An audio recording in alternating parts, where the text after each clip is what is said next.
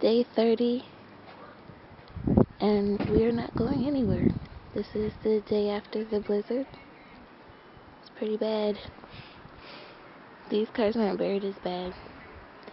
And on my side, everyone's buried. They plow really well over here. And they even shoveled out my front door.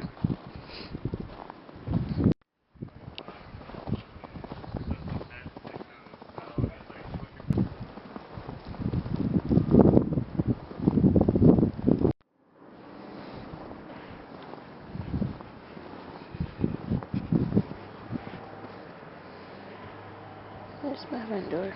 Not so bad because they cleaned it up.